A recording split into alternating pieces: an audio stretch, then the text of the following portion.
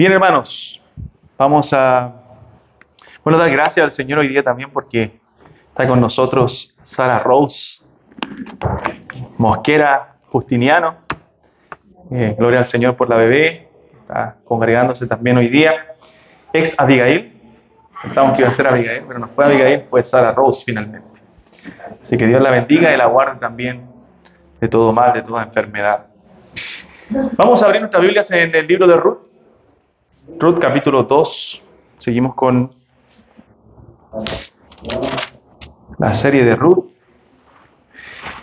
Vimos ya una introducción, vimos el capítulo 1 de Ruth, nos encontramos con ese suceso tan especial que nos identifica bastante a nosotros como cristianos, porque la historia de Ruth, hermanos, es nuestra historia. Podemos vernos reflejados nosotros en la vida de esta mujer, en los sucesos que ella vivió, no solamente Ruth, sino la familia completa, Noemí.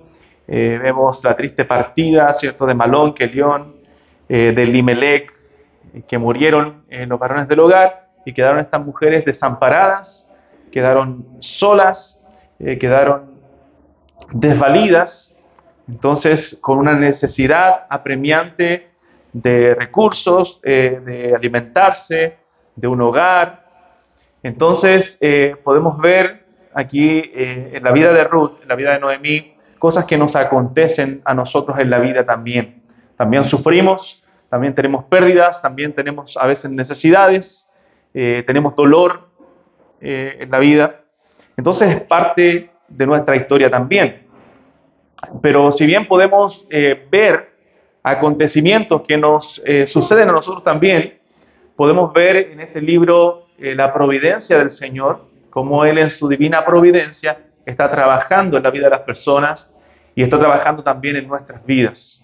Sin nosotros saberlo, Dios está trabajando, hermanos, en medio nuestro siempre. Él está moviendo las piezas, está ordenando el rompecabezas para nosotros poder cumplir sus propósitos soberanos, para que su propósito, más bien, su decreto, se cumpla en nosotros.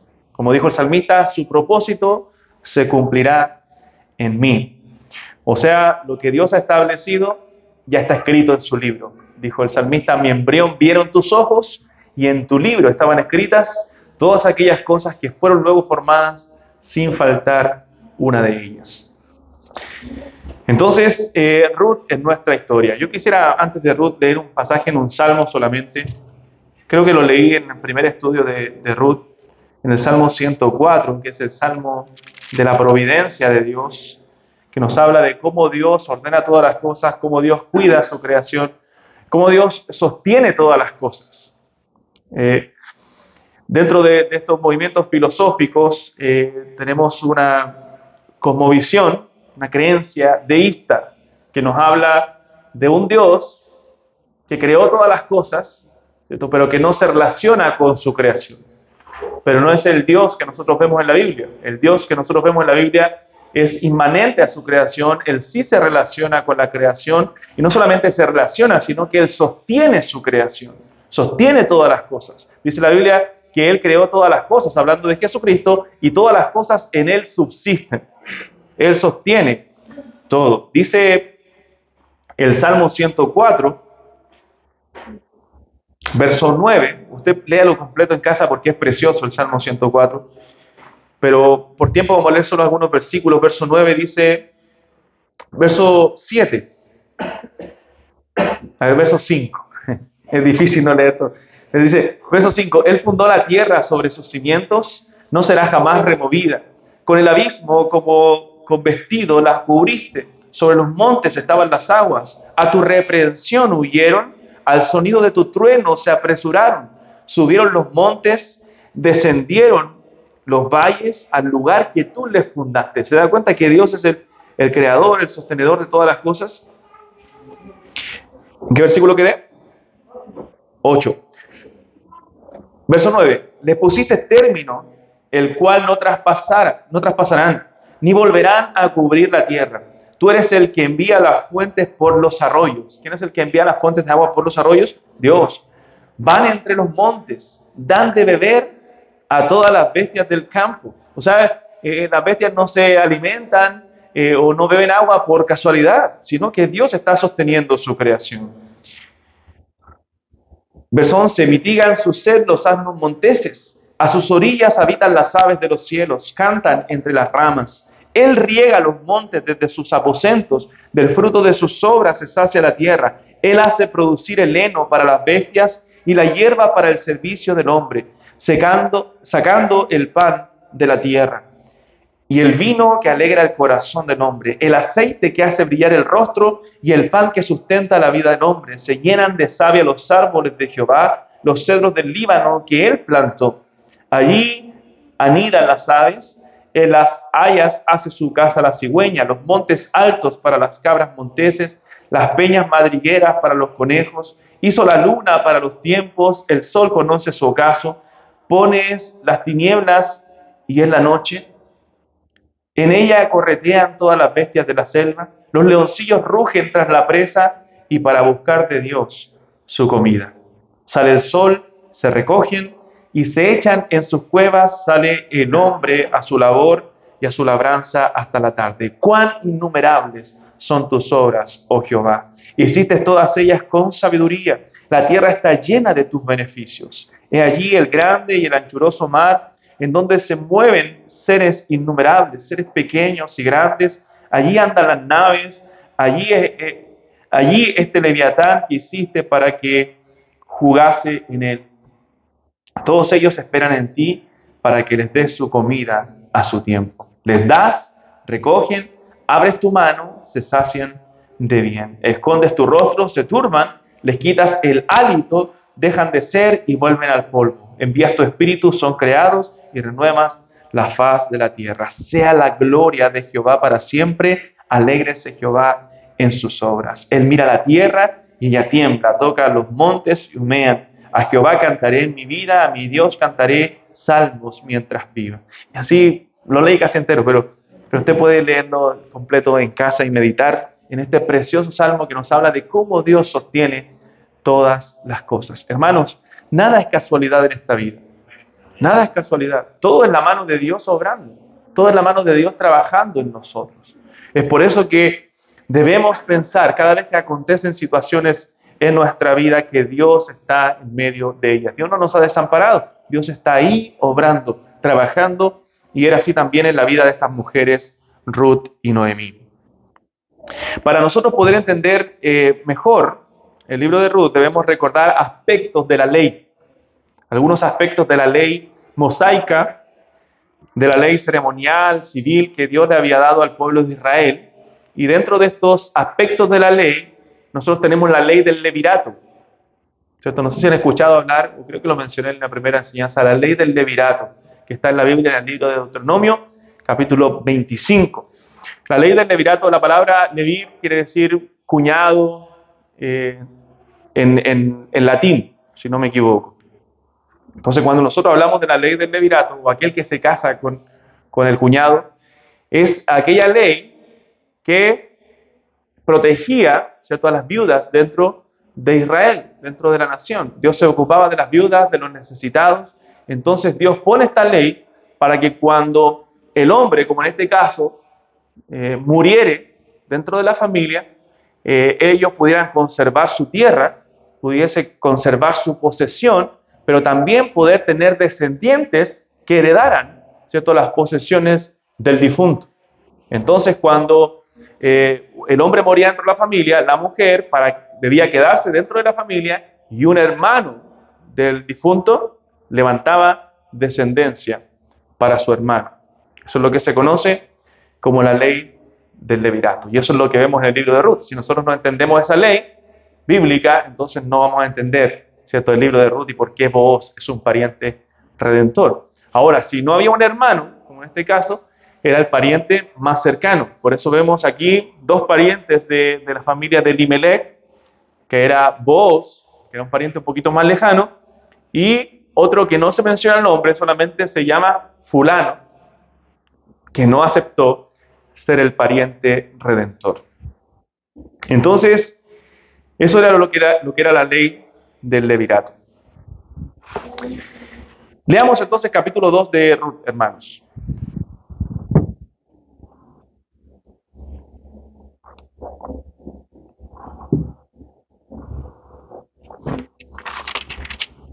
Son 23 versículos, leámoslo alternado para que eh, interactuemos. Dice la palabra del Señor: tenía Noemí un pariente de su marido, hombre rico de la familia de Elimelech, el cual se llamaba Booz.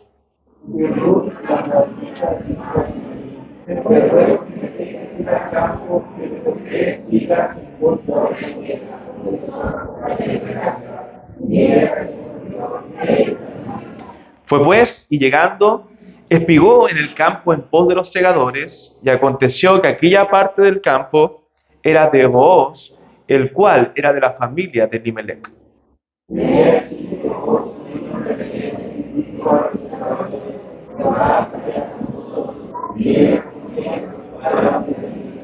Y Booz dijo a su criado, el mayordomo de los segadores: ¿de quién es esta joven?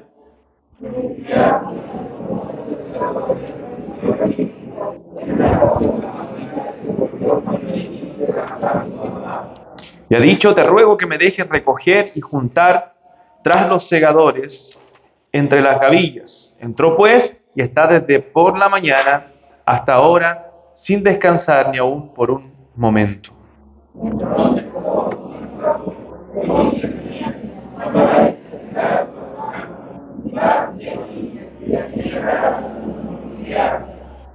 Mira bien el campo que siguen y síguelas, porque yo he mandado a los criados que no te molesten. Y cuando tengas sed, ve a las vasijas y bebe del agua que sacan los criados.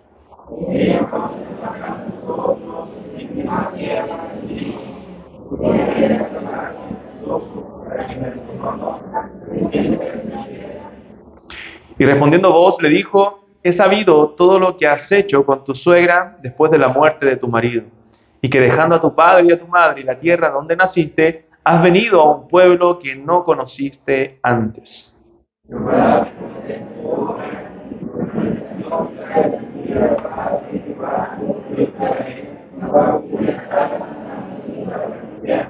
Y ella dijo: Señor mío, halle yo gracia delante de tus ojos, porque me has consolado, y porque has hablado al corazón de tu sierva, aunque no soy ni como una de tus criadas.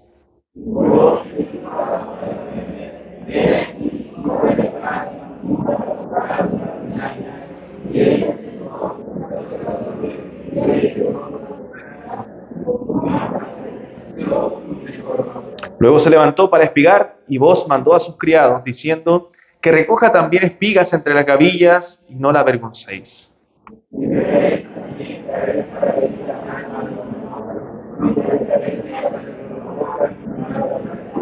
Espigó pues en el campo hasta la noche, y desgranó lo que había recogido, y fue como un efa de cebada.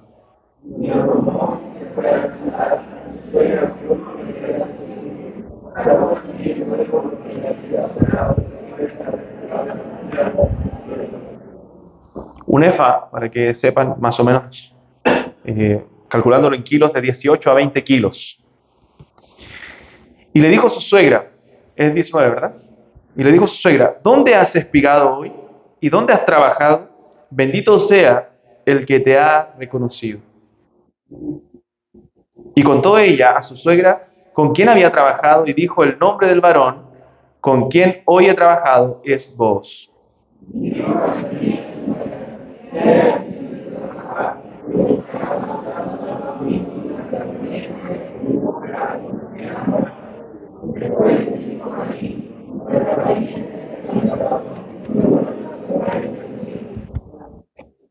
Y Ruth la Moabita dijo: además de esto me ha dicho: júntate con mis criadas hasta que hayan acabado toda mi siega.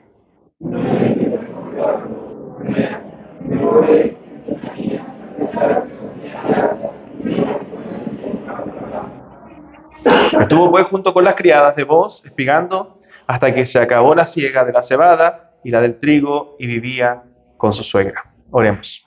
Padre, rogamos tu bendición en esta tarde, que a través de este estudio tú puedas edificarnos, Señor, puedas bendecirnos, podamos aprender más de tu palabra, podamos conocer más, Señor, tu gloria, tu divina providencia, cómo tú obras, Señor, misteriosamente muchas veces en nuestra vida.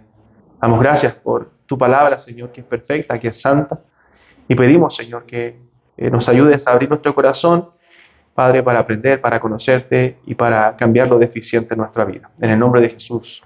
Amén. Se da cuenta que lo dijimos al principio, que en el libro de Ruth nosotros no vemos grandes milagros como en otros libros, como por ejemplo cuando vemos el ministerio de nuestro Señor Jesucristo y vemos los portentos que Él hace, tremendos. En este libro no se ven grandes milagros, pero sí se ve la mano de Dios. O sea, la mano de Dios no solamente la vemos en las cosas extraordinarias que suceden en nuestra vida, sino en las cosas más simples de la vida. También está Dios ahí. Dios está obrando, ¿cierto? A veces pensamos que Dios no está trabajando si no vemos tremendos milagros, tremendas sanidades en medio nuestro. No, Dios siempre está trabajando. Aún en el silencio, aún en la apacibilidad de nuestra vida, Dios está obrando, está moviendo las piezas, está ordenando sus rompecabezas para cumplir sus propósitos, para mostrarnos su gloria, para ver el plan redentor, como en este caso, que es el propósito del libro de Ruth, ver la redención de Dios a través de la descendencia que iba a levantar de estos dos personajes importantes como es Ruth y Booz. Entonces, en el estudio del capítulo 1 nosotros nos quedamos con la amargura de Noemí, llegando a Belén, llegando amargada. Ya no me llamen más Noemí, que era placentera, sino llámeme Mara, porque estaba amargada, porque la mano de Dios estaba sobre ella. Entonces entendemos, ¿cierto?, que por todo lo que había acontecido, por todo lo que ella había vivido, estaba hoy pasando amargura. Entonces vemos desesperanza, vemos incertidumbre, vemos problemas, pérdidas, como dijimos, pero también vemos a Dios obrando en cada circunstancia de la vida. Aprendimos que Dios controla todas las situaciones, hermanos. Dios controla cada situación de nuestra vida. Nada escapa de su mano. Si algo escapara de la mano de Dios, entonces Él dejaría de ser Dios. No sería digno de nuestra confianza. Pero porque Él es Dios y nada escapa de su mano, Él es digno de absoluta confianza. En Él podemos confiar, en Él podemos descansar, porque todo lo controla. Todo está bajo su gobierno, todo está bajo su mano. Y hermanos, realmente pensemos y meditemos un poco en eso, en que Dios controla cada situación. Eso nos lleva a nosotros a descansar en Él, a poder acudir a Él en cada situación difícil de nuestra vida. Porque en medio de la apacibilidad, ¿cierto?, que quizás son los mayores momentos de nuestra vida, en medio de la paz, nosotros decimos confiar en Dios, oramos cada día, pero a veces en medio de las dificultades es cuando nos cuesta confiar en Dios, cuando nos cuesta descansar en Él. Entonces, en medio de esas dificultades, nosotros debemos saber que Él tiene todas las cosas bajo control y que todo lo que acontece, aún las situaciones difíciles de nuestra vida, son para su gloria y son buenas para nosotros, son perfectas para nosotros y nos van a ayudar a crecer, nos van a ayudar a madurar. Entonces, en medio de la desesperanza que se veía en un principio en estas mujeres, ahora comenzamos a ver un rayito de luz, comenzamos a ver algo de esperanza, comienzan a cambiar las cosas porque Dios está controlándolo todo. Lo mencionamos también, imaginen la vida de José, por ejemplo, que vivió algo muy parecido. Él sufrió aflicciones producto de sus hermanos, fue vendido, lo querían matar sus propios hermanos.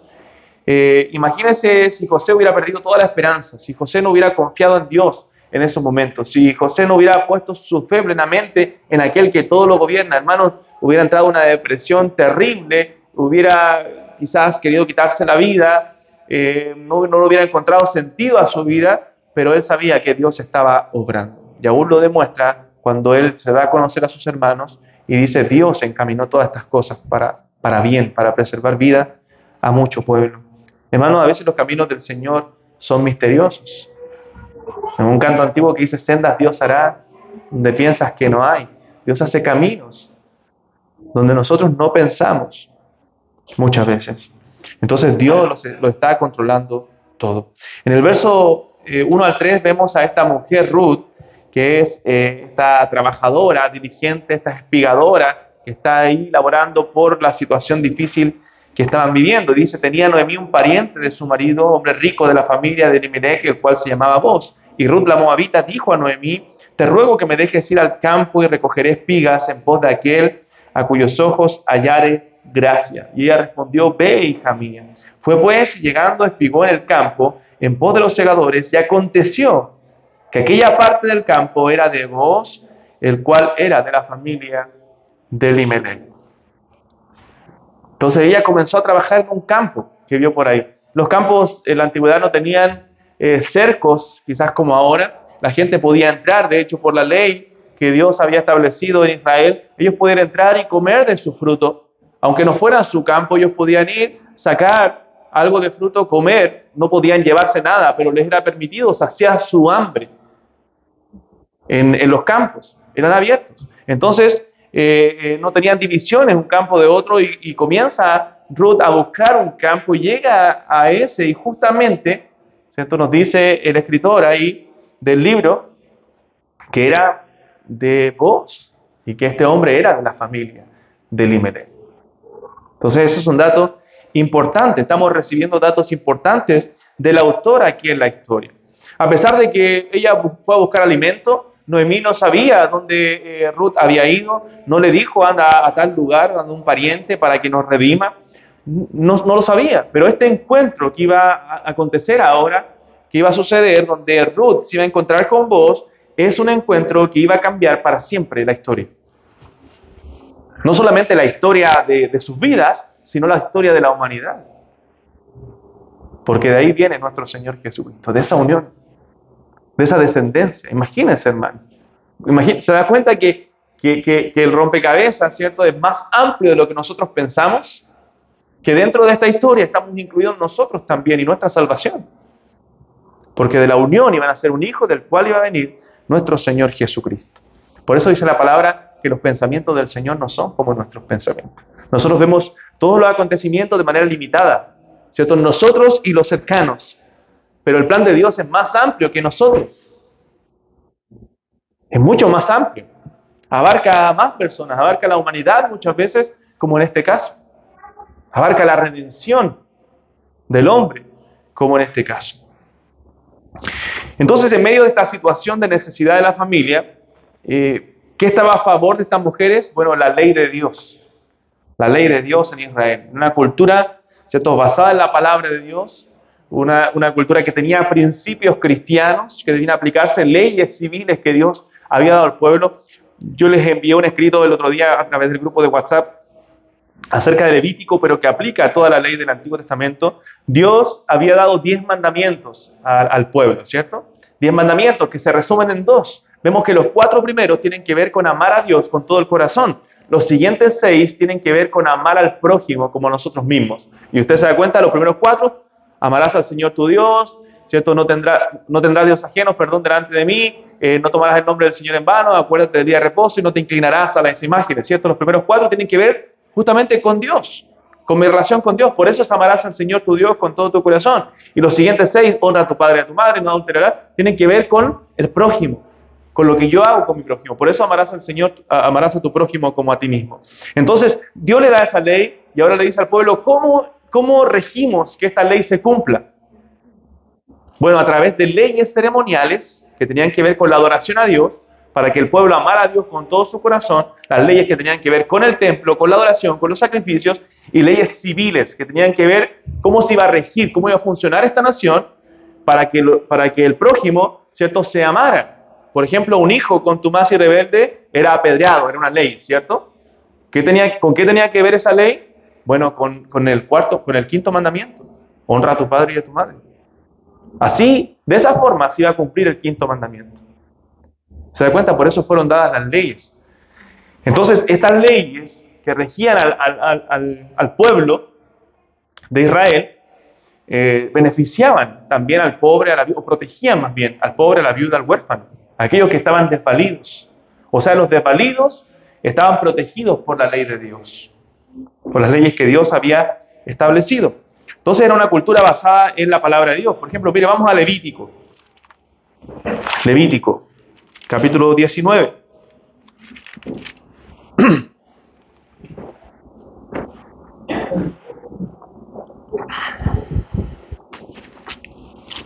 Verso 9 y 10. Levítico 19, verso 9 y 10. Dice, cuando ciegues la mies de tu tierra No segarás hasta el último rincón de ella, ni espigarás tu tierra segada, y no rebuscarás tu viña, ni recogerás el fruto caído de tu viña, para que para el pobre y para el extranjero lo dejarás. Yo Jehová, vuestro Dios. ¿Se da cuenta? Dios dice, no saques todo, deja algo ahí, ¿cierto? Para que el pobre y el extranjero puedan subsistir también. ¿Se da cuenta cómo Dios protege al desvalido? En este caso, hablamos la otra vez, creo que la primera sesión también, acerca de esta práctica que se hacía en la antigüedad y que quizás todavía se hace, que es ir a buscar a las chacras, que le llaman, ¿cierto? Ir a buscar, no, el rastrojo, ¿cierto? Y que es parte también de la ley de Dios. Es una práctica que llega hasta nuestros tiempos porque era un mandato de Dios para los judíos. Entonces, por ejemplo, Deuteronomio también, capítulo 24.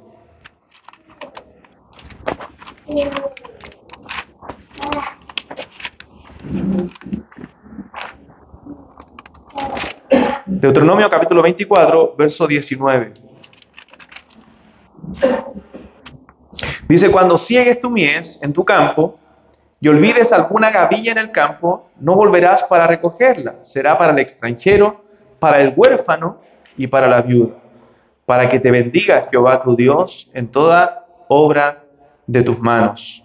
Cuando sacudas tus olivos, no recogerás las ramas que hayas dejado tras ti.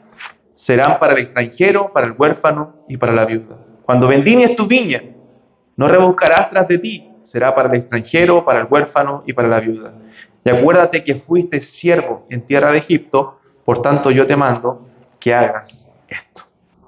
O sea, Dios está protegiendo a los desvalidos, porque Israel también fue desvalido en algún momento. Israel también fue extranjero en tierra ajena.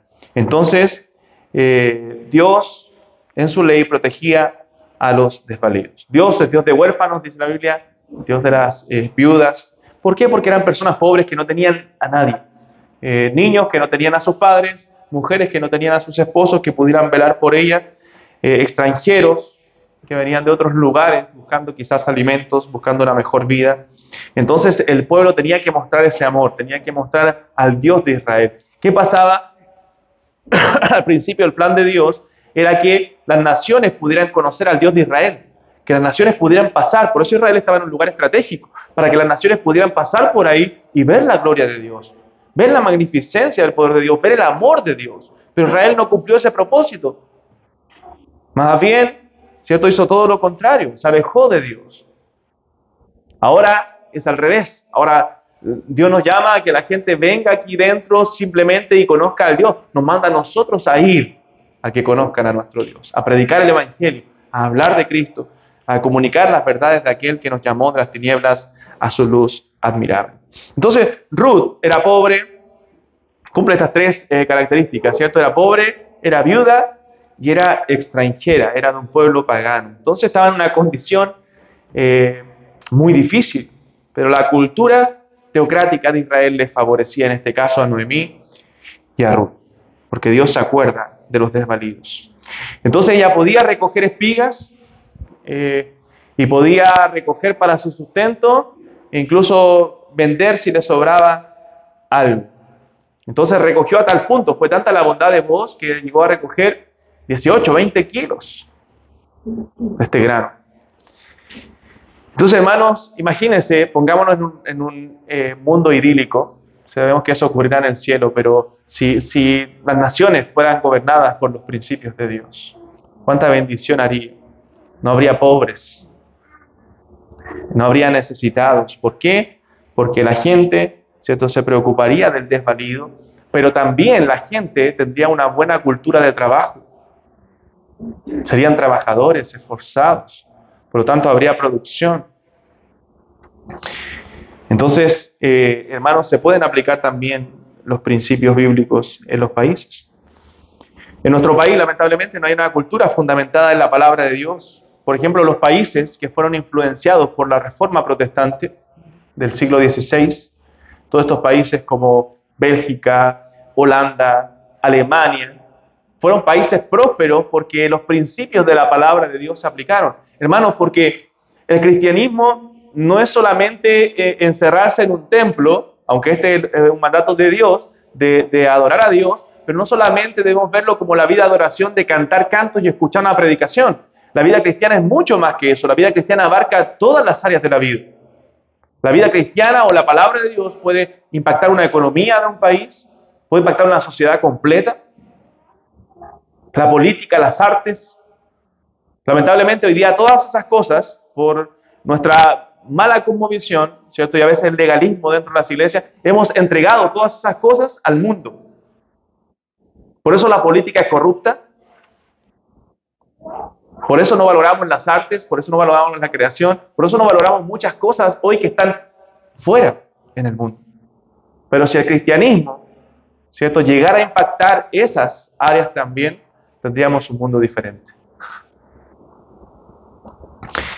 Entonces, hermanos, estos países fueron afectados por los principios bíblicos, por los principios, por ejemplo, donde llegó el catolicismo romano, como en Latinoamérica, lo único que dejó es pobreza. El catolicismo romano y el comunismo lo único que dejan es pobreza en los países. Pero donde llegan los principios de la palabra de Dios, aunque esos países hoy día están alejados de Dios, aún queda el efecto de la reforma protestante, de lo que generó el aplicar los principios de la palabra de Dios. Por eso son países prósperos hasta el día de hoy. Porque se enseñó una ética del trabajo. Porque la Biblia enseña una ética del trabajo. Enseña que el hombre de Dios sea un hombre trabajador, sea un hombre honesto, honrado. Y cuando tú aplicas eso en tu trabajo, entonces la sociedad cambia. Pero ¿qué pasa? Estamos tan influenciados hoy día por el mundo que los cristianos son flojos, deshonestos, faltos de integridad. Y no impactamos la sociedad. No impactamos esas áreas también de la vida. Entonces, Ruth, como extranjera, tuvo la bendición de estar en un país, en una nación con principios bíblicos. Ahora, el corazón del hombre, hermanos, es egoísta, es perverso, es codicioso. Nosotros debemos orar no solamente para que en nuestro país se apliquen principios bíblicos, sino para que los corazones sean transformados por la palabra de Dios. La Biblia nos llama a orar aún por los gobernantes, para que ellos puedan ser transformados por el Evangelio y puedan vivir vidas íntegras que honren al Señor. Entonces Ruth comienza a trabajar, hermanos, no era un trabajo fácil, era un trabajo duro para Ruth, pero ella fue diligente en ese trabajo. Podemos ver aquí también principios de trabajo, de esfuerzo, que son recompensados también por el Señor. La Biblia dice como un principio en el libro de Proverbios, que el que es diligente en su trabajo delante de los reyes estará y no estará delante de los de baja condición.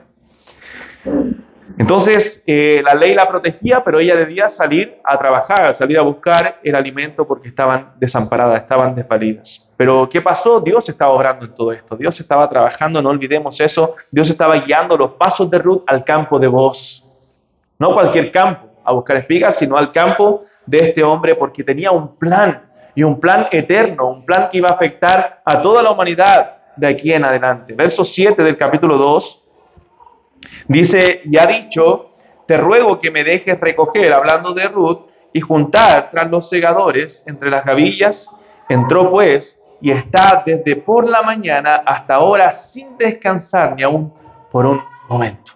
Esta mujer es una mujer trabajadora, una mujer esforzada, una mujer que sabía cuál era su necesidad y fue en búsqueda del pan para ayudar a su suegra para su propio sustento también. Entonces, hermanos, imagínense, una mujer trabajadora, así como también un hombre trabajador, llama la atención.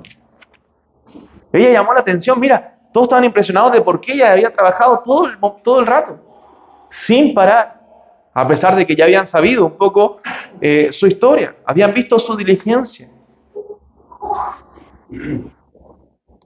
Entonces, hermanos, podemos ver principios también aquí en la que debe fijarse un hombre cristiano, una mujer cristiana, es la persona que se va a casar, con la persona que se va a casar. Fíjate en un hombre trabajador, un hombre no millonario, pero sí un hombre que va a saber sustentarte, que va a ser esforzado y va a trabajar lo suficiente para poder sostenerte. Fíjate en una mujer, varón también, que sea esforzada, no una mujer floja.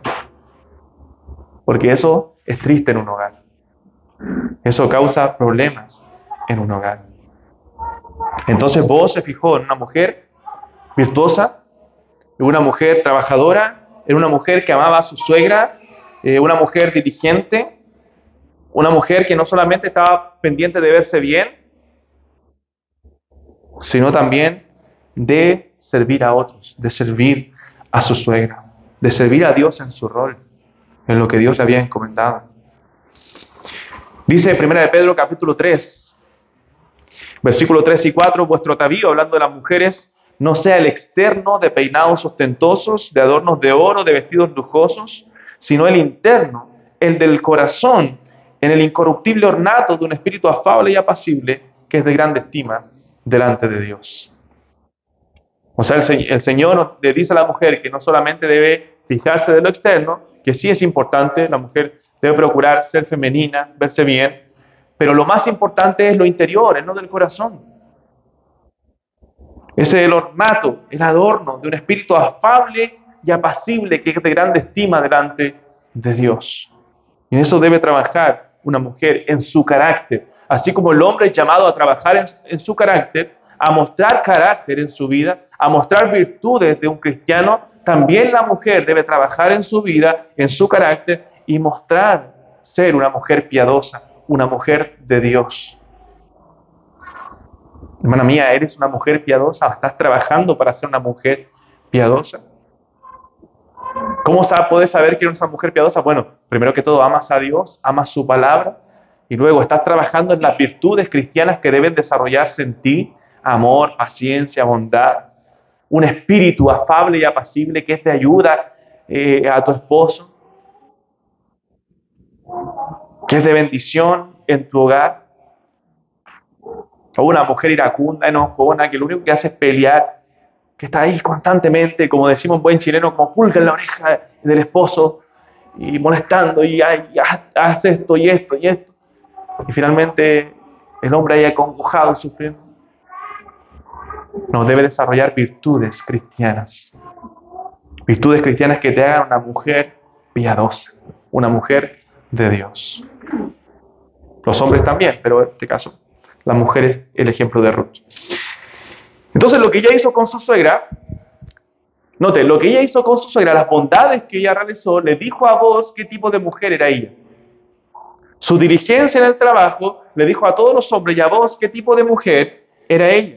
Era una mujer muy diligente, una mujer trabajadora, una mujer bondadosa. Y luego vemos también aquí en la historia que aparece este pariente bondadoso, este Booz. Dice el verso 1, nuevamente tenía Noemí un pariente de su marido, hombre rico de la familia de Elimelech, el cual se llamaba Booz. O sea, Booz era un hombre adinerado dentro de la ciudad, de reputación, de influencia. Note, de reputación e influencia. A veces esas cosas no van de la mano. En nuestra sociedad vemos hombres adinerados, con mala reputación y sin influencia, sin integridad. Pero Booz era un hombre de reputación, con dinero, pero también con mucha integridad.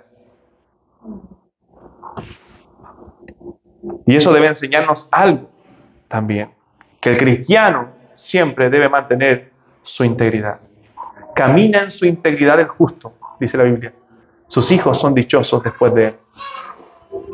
El justo camina en integridad y eso afecta las generaciones, eso afecta la descendencia. Algunos por un poco de dinero venden toda su integridad. Son capaces de vender su alma por un poco de dinero. Pero los creyentes sabemos que la integridad es más valiosa que cualquier cosa, que no se vende.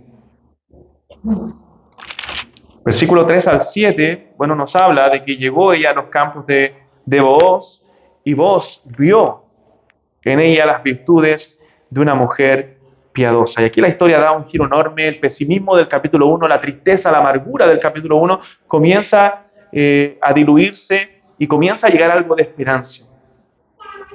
El escritor nos dice que por casualidad prácticamente llegó a los campos de Booz, pero sabemos que Dios planificó todo. Hermanos, ¿hay algo que nosotros podamos decir que Dios no planeó? Hay algo que nosotros que sucede en la historia, leímos el Salmo 104 recién al comienzo y vemos cómo Dios ordena todo. Podemos decir que algo escapó de la mano de Dios, que algo Él no ordenó. Dice el libro de Lamentaciones en el capítulo 3, versos 37 y 38, ¿quién será aquel que diga que sucedió algo que el Señor no mandó? De la boca del Altísimo no sale lo malo y lo bueno. O sea, en la mano de Dios están todas las cosas. Hay cosas negativas que al parecer suceden en nuestra vida, pero que si nosotros pudiéramos ver más allá de lo que vemos, de lo negativo, vamos a ver que hay muchas cosas positivas porque Dios está trabajando. Dios está cumpliendo sus propósitos. Y si Dios cumple su voluntad, eso es bueno para nosotros. Aunque en el momento pueda ser triste, pueda ser doloroso. Dios está cumpliendo sus propósitos. Dios tiene en sus manos todas las cosas. Todas las cosas están bajo su voluntad. Por eso dice Proverbios, capítulo 3, fíate de Jehová de todo tu corazón y no te apoyes en tu propia prudencia. Reconócelo en todos tus caminos y Él enderezará tus veredas. Fíate del Señor con tu corazón, con todo tu ser, porque Él es el único en el cual nosotros podemos confiar. Porque Él tiene en control todas las cosas. Y no te apoyes en tu propia prudencia, no te apoyes en tu propio juicio, no creas que tú sabes todo. Fíate del Señor con tu corazón. Y luego dice, reconócelo en todos tus caminos. Él debe estar en todas las áreas de tu vida. Debe estar controlando cada área de tu vida. Y Él mismo se encargará de enderezar tus veredas. Entonces, hermanos, mire también la manera. Aquí podemos ver principios de liderazgo, principios para varones en la vida de Boaz. Mire cómo Boaz le habló a sus segadores. Él trataba bien a sus empleados. Sus empleados sabían que él era cristiano. Hermano, me sorprende a veces ver que algunos empleadores cristianos, uno a veces puede ir a su trabajo y ver que las personas que trabajan a su cargo no saben que él es cristiano. ¿Por qué? Porque piensan que puede jugarle en contra, que pueden pillar, ¿cierto?, algo malo en él, en su trato. Hermano, si tú eres un empleador cristiano, si hay gente a tu cargo en tu trabajo, ellos deben saber que tú eres un cristiano. Y debes comportarte como un cristiano. Y debes saber ellos que tú vives como un cristiano. Que tú no eres un hipócrita. Que no es una vida diferente de la vida laboral. Que la vida cristiana abarca todas las áreas de tu vida. Que afecta a cada área. Y a menos que tú seas un hipócrita, un falso, tendrías miedo de decir que eres un cristiano.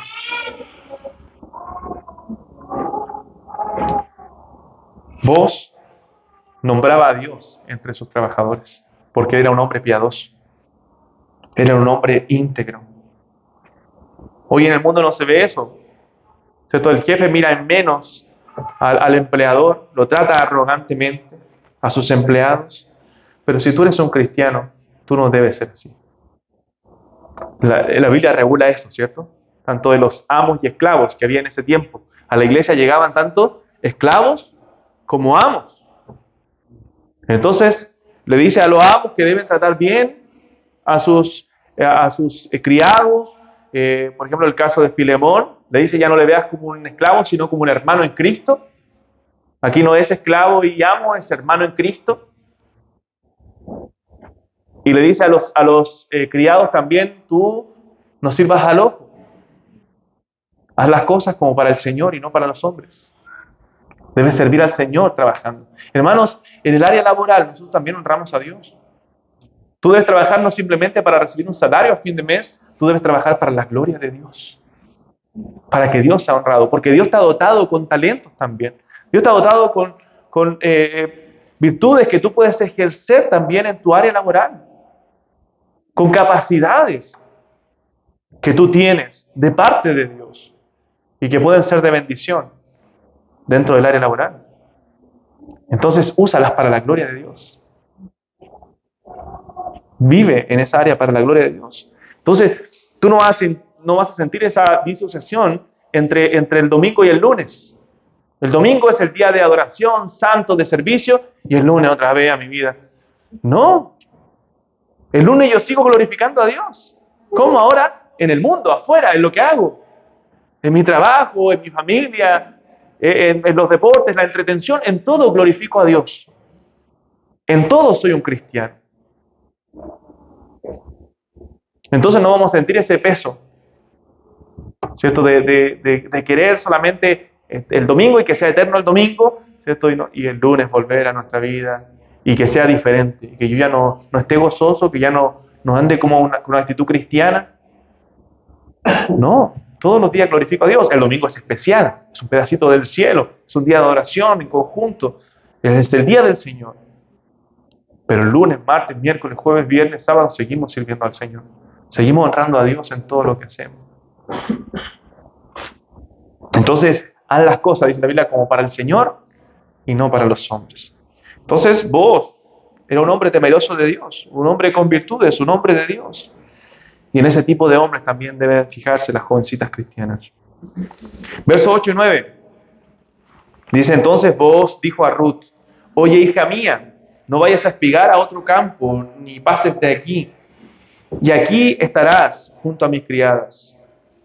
Mira bien el campo que siguen y síguelas, porque yo he mandado a los criados que no te molesten, y cuando tengas sed, ve a las vasijas y bebe del agua que sacan los criados.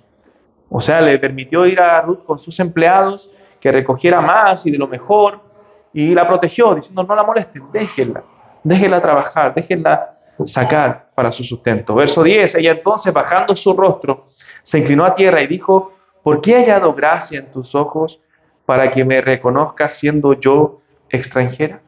O sea, no vemos a Ruth exigiendo, ni diciendo es ley, tienes que dejarme, sino vemos la humildad, la indignidad que ella sentía al estar ahí con vos y decir, ¿quién soy yo para que tú me mires? Para yo hallar gracia ante tus ojos. Hermanos, eso es un reflejo del Evangelio también. Esa es la actitud que nosotros debemos tener con Dios. Nosotros no estamos para decirle a Dios, oye Dios, tú tienes que darme esto y lo otro. Nosotros para, con humildad, decirle, Señor, gracias por todo lo que tú me das. Humildemente, decirle al Señor, gracias porque un día me miraste, porque un día tuviste compasión de mí, porque un día hallé gracia ante tus ojos, yo no mereciéndola. Y tú me diste el perdón, tú me diste la salvación, la vida eterna en Cristo. Recuerden que vos es un tipo de nuestro Señor Jesucristo. Pero ¿cuál es la actitud del hombre hoy día? El hombre es orgulloso. El hombre piensa que merece algo. El hombre piensa que todo lo gana por su esfuerzo y que nada proviene de la mano de Dios. Como decíamos el domingo pasado, el hombre confía en sí mismo, tiene fe en sí mismo, tiene fe en otras cosas y no en el Creador. ¿Por qué? Porque es orgulloso, porque no quiere poner su rostro en tierra, porque no quiere humillarse delante de Dios. El hombre debe humillarse ante el Dios Santo. Debe postrarse ante el Creador, porque no es digno de recibir absolutamente nada. Todo lo que recibe el hombre de parte de Dios es por gracia. Es por gracia de Dios. Entonces, hermanos, qué hermosa es esta historia y cuántos principios podemos sacar de la palabra de Dios. Vos fue un hombre misericordioso, un hombre bondadoso. Nosotros como pueblo de Dios también debemos ser misericordiosos y bondadosos porque Cristo fue misericordioso y bondadoso con nosotros. Debemos bendecir a otros porque Cristo dijo que mejor es dar que recibir. Entonces, hermanos, que Dios, y esa debe ser nuestra oración también, que Dios nos dé la oportunidad de ser vehículos de bendición. Oremos para que el Señor a veces nos cruce con alguien a quien podamos serle de bendición. Que podamos ayudarle. Espiritualmente, pero también a veces materialmente. Debemos orar por eso. Si el Señor nos ha bendecido, si el Señor nos ha dado, debemos dar de lo que hemos recibido de su mano, como dice la palabra de Dios. Versículo 19 al 22, para ir ya finalizando. Versículo 19 al 22 dice la palabra, y le dijo su suegra, ella trabajó en el campo. Versículo 12, veamos el 12 un momento, dice, versículo 11, dice, y respondiendo vos, le dijo, he sabido todo lo que has hecho con tu suegra después de la muerte de tu marido, y que dejando a tu padre y a tu madre y la tierra donde naciste, has venido a un pueblo que no conociste antes. Jehová recompense tu obra y tu remuneración sea cumplida de parte de Jehová, Dios de Israel, bajo cuyas alas has venido a refugiarte.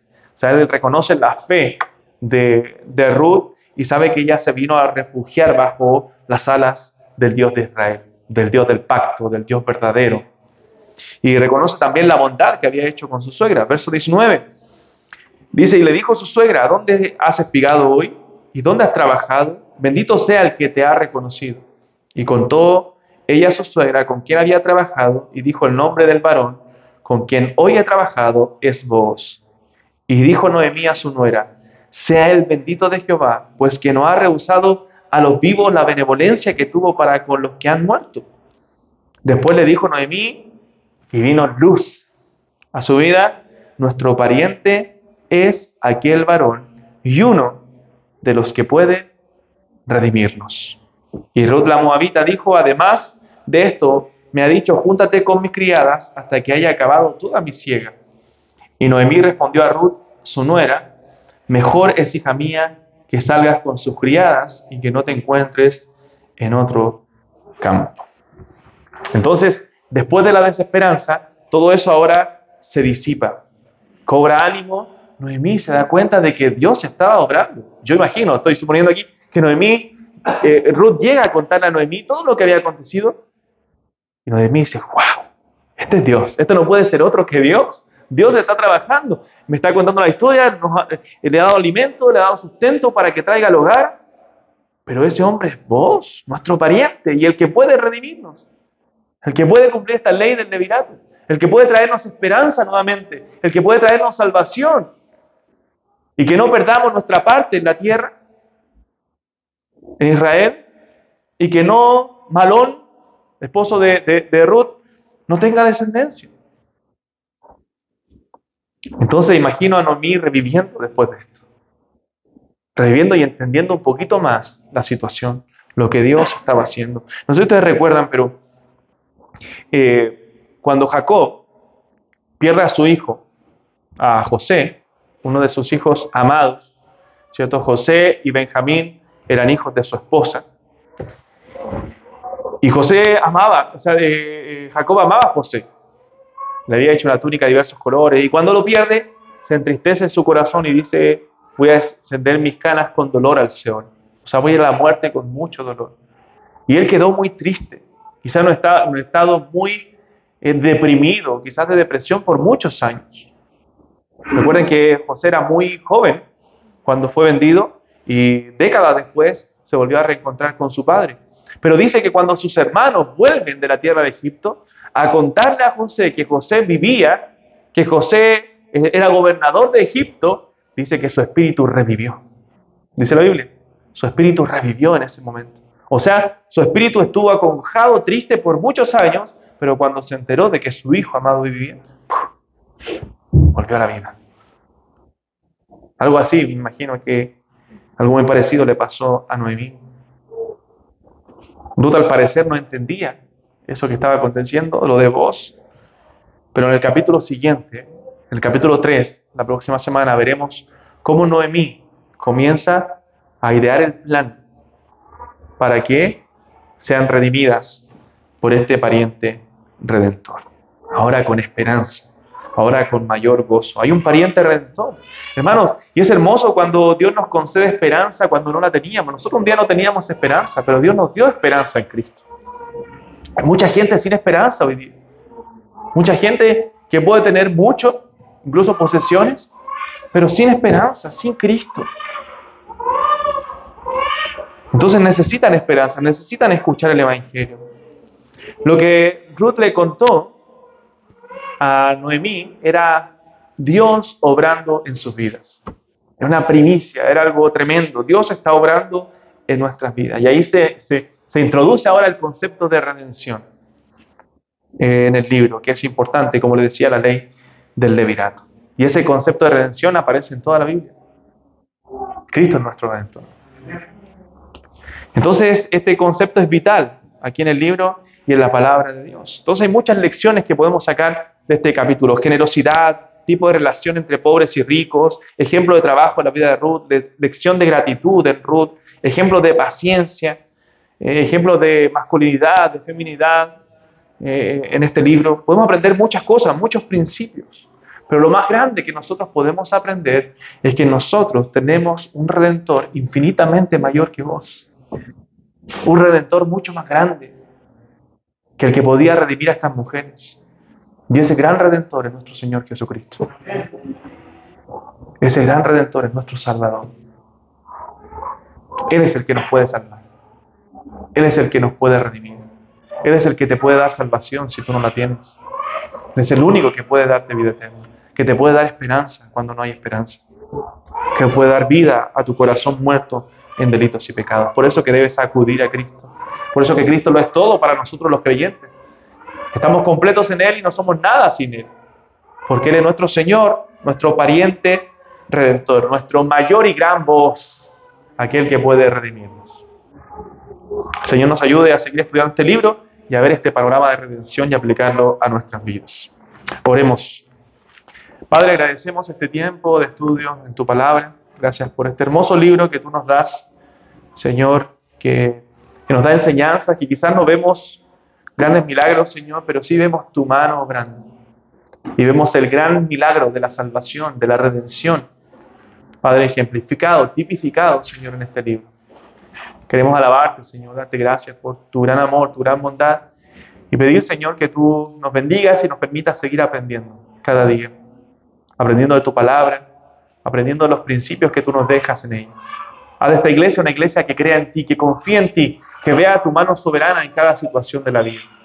Oh Señor, te alabamos y bendecimos y agradecemos por todo. En el nombre de Jesús. Amén.